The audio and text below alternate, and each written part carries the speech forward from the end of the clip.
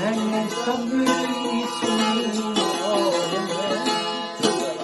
ये जो माइनॉरिटी और ये जो पिसा हुआ तबका है अहमदी और बेचारे और मजलूम और वो और ये, इनकी दो बातें आपने कभी बयान नहीं की। पहली बात, आप ये नहीं बताते कि 48 ऑनवर्ड रजिस्टर्ड ऑर्गेनाइजेशंस के तौर पर, पहली इब्तदाई रजिस्टर्ड ऑर्गेनाइजेशन के तौर पर सदर अंजुमन अहमदिया पाकिस्तान रजिस्टर्ड है वहां पे, और एक रजिस्टर्ड ऑर्गेनाइजेशन के तौर पर उसके बायलाज, उसके कवायद, वो हर चीज मुदव्वन है। फिर उसके तहत उसका ऑडिट इब्तदाई सालों में जमात अहमदिया अपनी जेब से ऑडिटर मंगवा के वो ऑडिट करवा के, हुकूमत के पास तो उस वक्त इस तरह के ऑडिटर ही नहीं थे, वो ऑडिट फाइनेंशियल ऑडिट पे जमात अहमदिया खास तो यानी सदर अंजुमन अहमदिया पाकिस्तान की टिल टुडे हिस्ट्री सारी की सारी फुल प्रूफ, टोटली ट्रांसपेरेंट है। और नंबर 2, जब से पाकिस्तान मार्ज़ वजूद में आया है आज के दिन तक जब मैं आपसे बात कर रहा हूं, एक दफा भी एंटी स्टेट किसी तरह का कोई धब्बा जमात अहमदिया के अफराद या उनके अफसरान या सदर अंजुमन अहमदिया के नाजरान या जमात की लीडरशिप या किसी भी शख्स पर ऐसा धब्बा आप लगाने की जरूरत ही नहीं कर सकते। उसकी कोई आपके पास एक वाकया भी ऐसा नहीं है। ये वो दो बातें ऐसी हैं जो घोल के जमात अहमदिया के ह्यूमन स्टफ को पिलाई हुई हैं लीडरशिप ने, वो लीडरशिप जो आपको जिनकी मर्सिडीजें आपको समझ नहीं आती, वो चंदे, ये माली निज़ाम पे आप बुनियादी तौर पर बात कर रहे हैं, तो माली निज़ाम में अगर बेकायदगी नंबर 1 और दूसरा एंटी स्टेट एक्टिविटीज़ में मुलविस होना, ये दो बातें जमात अहमदिया के मत्थे नहीं लगाई जा सकी आज के दिन तक पाकिस्तान में। अकायद की हद तक हज़रत सल्लल्लाहु अलैहि वसल्लम की पेशगोइयों के मिसदाक आप लोगों के सारों के अकायद थे और हैं आज के दिन तक। कोई हज़रत ईसा के आने का इंतज़ार कर रहा है, कोई इमाम गायब के आने का मुंतज़र है, कोई ज़कात में जो है वो खुमस के ऊपर कायल है, कोई खिलाफत बिला फसल का कायल है वहाँ पर, कोई अशरफ रसूलुल्लाह के कलमे पढ़ता रहा है पीर अशरफ अली थानवी के, और कोई जमात इस्लामी जो है वो जमात अहमदिया के ऑर्गेनाइजेशनल सिस्टम की नक्काली में जमात अहमदिया को बीट करने के ख्वाब देखते देखते यहाँ तक पहुँच चुकी है।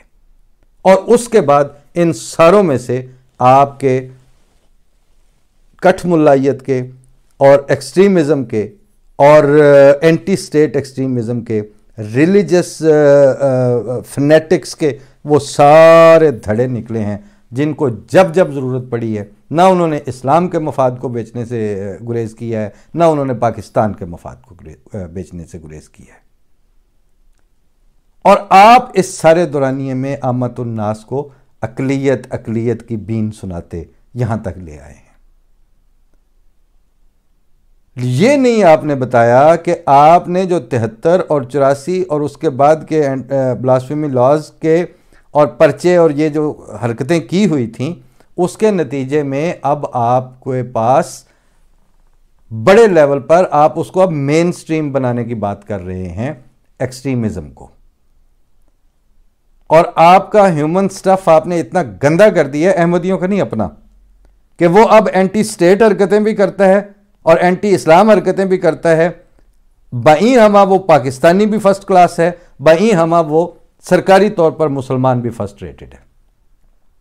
वो आपके जो फर्स्ट क्लास पाकिस्तानी और फर्स्ट रेटेड मुसलमान थे उन्होंने आज के दिन तक अफवाज पाकिस्तान के साथ भी गद्दारियां की हैं, इस्लाम के मफादात के साथ भी गद्दारियां की हैं, आपकी अपनी अवाम के साथ भी उन्होंने गद्दारियां की हैं। आपकी लीडरशिप फाइनेंशियल करप्शन में अपने कमाल को पहुंची है, आपके आमत और नास जहनी और इंटेलेक्चुअल और रिलीजियस करप्शन में अपने कमाल को पहुंच चुके। आज आपको जस्टिफाई करना मुश्किल हो रहा है कि वो जो वजीराबाद के खेतों में पुलिस वाले यूनिफॉर्म में आपने मार के फेंक दिए थे वो कौन सा रसूलुल्लाह सल्लल्लाहु अलैहि वसल्लम की कॉल थी जिस पे लब्बैक कहते हुए आपने अपने पुलिस वाले मार दिए थे। ये बीमारियां अब आपको लाहक हो चुकी हैं और ये सारा कुछ आपको ये अहमदियों की कानून साजियों के बाद मत्थे लगा है। उन कानून साजियों ने आपके अपने human and social and political fibre का बेड़ा गर्क किया है। हमारा कख नहीं बिगाड़ा। हम उन कवानीन के बनने के बाद भी जो पाकिस्तान में मौजूद हैं, हम एंटी स्टेट नहीं हैं।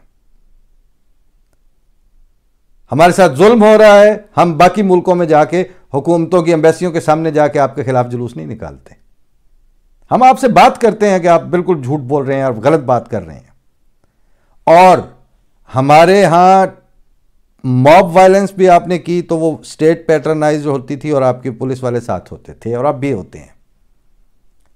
इंडिविजुअल टारगेट किलिंग भी आप करते हैं तो अभी आप वो इसलिए करते हैं कि स्टेट हमारा कुछ नहीं बनने देती।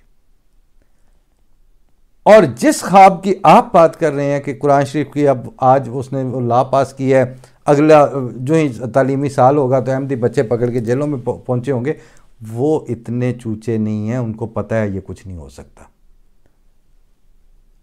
6,666 समथिंग 6,000 समथिंग 6,000 प्लस कलमा केसेस हुए हैं टोटल। आबादी आप कितनी बताते हैं?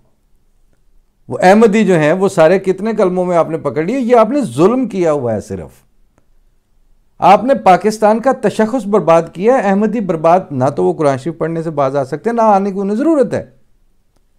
हाँ, उनको जीना आता है, वो उसमें से रास्ता निकल आता है। जिस तरह पिछली कानून साजियों के नतीजे में अब आपके पल्ले बचा कुछ नहीं है। मैंने एक आर्टिकल ढूंढ के रखा है, वो कोई गैर अहमदी आम आपका दानिश्वर है, उसने कहा कि अब कोई उम्मीद नहीं बची। तो जब आप एक इस तरह के कुरान शरीफ के स्कूलों में निसाब की बुनियाद पर अहमदी बच्चे जेलों में भरने लगेंगे तो उस पर एक चीज़ आती है सादिक, वो मैं सुना के आज की बात को यहाँ ख़त्म करता हूँ, अभी बात आगे चलेगी। हज़रत खलीफा राबे मिर्ज़ा ताहिर अहमद साहब चौथे इमाम जो थे, उनसे किसी बच्चे ने सवाल किया, नौजवान ने, कि थोड़ी सी मिकदार भी तो जुर्म होती है, गुनाह होती है, चोरी होती है, तो इसी तरह अगर अल्कोहल की थोड़ी सी मिकदार जो सिरप में, कफ सिरप में जाती है, तो वो क्यों हराम नहीं होता?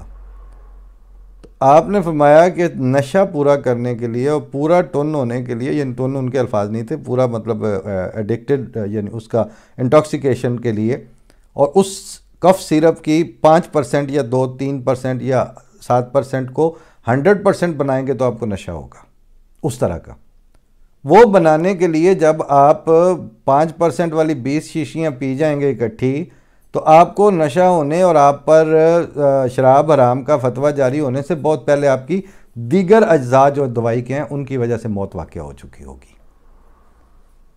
अलीजा आपकी एस्टेब्लिशमेंट, आपके सियासतदान, आपका जो बचा कुचा थोड़ा बहुत तबका है, आपके इवन ये इमरान खान और इनके तुरम खान और ये आपकी कैबिनेट और आपके सो कॉल्ड जो इस वक्त जो कुछ भी आपके पास है, नाजी साहब, इन सारों को पता है कि जिस दिन आपने ये हरकत करनी है उससे पहले पहले आपका स्टेट और मुल्क और सब कुछ आप बर्बाद कर चुके होंगे।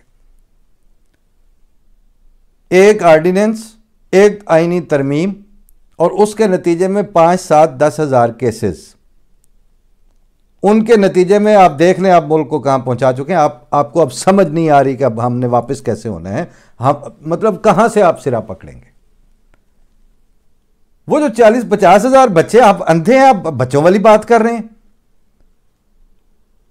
चंगड़ा ने कभी अपने बच्चे नहीं इंज करके खो के जान देते तो अनु देने इंज करके चवड़ा मारने वास्ते बच्चे, मतलब आपके इक़्तिदार बचाने के लिए आप हमारे स्कूलों से बच्चे उठा के ले जाएंगे। और दुनिया आपको किस तरह, मतलब उससे फिर आपके पल्ले बचा ही कुछ नहीं होगा। वही बात है कि 5% अल्कोहल से 20 शीशियां पी के जिस वक्त आप टुन होने लगेंगे ना, उससे पहले पहले बाकी चीज़ों से आपकी मौत वाक़या हो चुकी होगी। उसमें और दवाइयां भी शामिल हैं।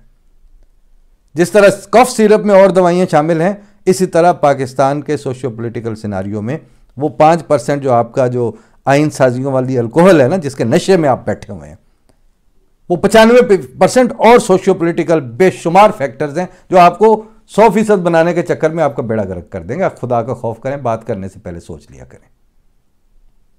करते हैं अभी बात आपसे भी वो आबादी और सैरबीन और ये बातें भी होंगी। बताना तो ये है कि आप वापस आ जाएं और आप उन इश्यूज पे बात करें जो अब आपको आगे नहीं बढ़ने दे रहे। आप अहमदियों के और अहमदियों के बच्चों और औरतों और उनके हकूक़ की बात करनी है तो आईनी हकूक़ की बात करें, पाकिस्तान फॉर ऑल की बात करें, और पाकिस्तान के शहरियों की शहरियत की बुनियाद पर हो, उनके अकायद और फ़िरका परस्ती की बुनियाद पर ना हो। यह बात करते करते आपके बड़ों बड़ों का पिता पानी हो जाता है। अहमदियों का नाम लेते हुए आपको पेशाब खता हो जाते हैं। आपको आप बात तो करने की कुछ SOP तो वज़ा कर लें। ऊपर से आप हमारी हमदर्दियां और हमें कुछ नहीं होता। अल्लाह ताला कायना अलैहिस्सलाहु बिकाफिन अब्दुहु, ये हम अंगूठियां पहनते हैं, किस लिए पहनते हैं? ये किसी मज़ार से नहीं लेके आए हुए, ये खुदा ताला ने इल्हामन इस ज़माने में फरमाया था हज़रत मसीह मौऊद अलैहिस्सलाम को। और सवालिया रंग में पूछा है अल्लाह ताला ने कि क्या तुम्हें पता नहीं है कि अल्लाह ताला अपने बंदे के लिए काफ़ी नहीं है? तो हम तो हाथ बांध के कहते हैं कि या अल्लाह तू हमारे लिए काफ़ी है।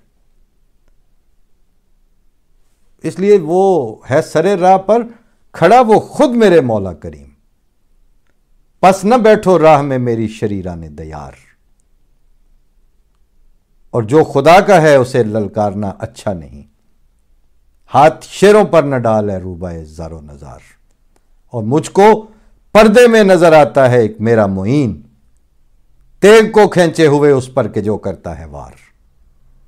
फी अमान अल्लाह। अस्सलाम वालेकुम।